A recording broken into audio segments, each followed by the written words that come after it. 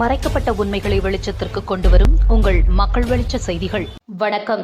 கள்ளக்குறிச்சி மாவட்டம் சங்கராபுரம் அருகே 35,000 ரூபாய் மதிப்பிலான 250 மது பாட்டில்கள் ஆட்டோவில் கடத்திய நபர் கைது, ஒருவர் தலைமறைவு.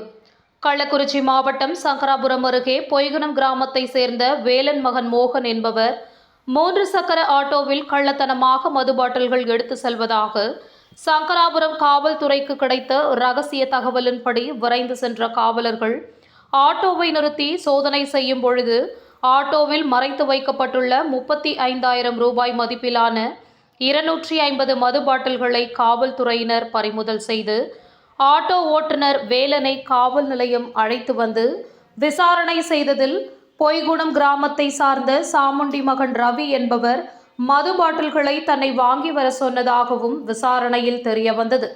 பின்பு கள்ளத்தனமாக மது பாட்டில்கள் எடுத்து வந்த மோகனை காவல்துறையினர் கைது செய்தும் ஆட்டோவை பறிமுதல் செய்தும் நீதிமன்ற காவலுக்கு அனுப்பி வைத்தனர். இதில் மது பாட்டில்களை வாங்கி வர சொன்ன சாமுண்டி மகன் ரவியை காவல்துறையினர் தீவிரமாக தேடி வருகின்றனர். செய்திகளுக்காக கள்ளக்குறிச்சி மாவட்ட மக்கள் வெளிச்சம் செய்தியாளர் முருகன். நன்றி.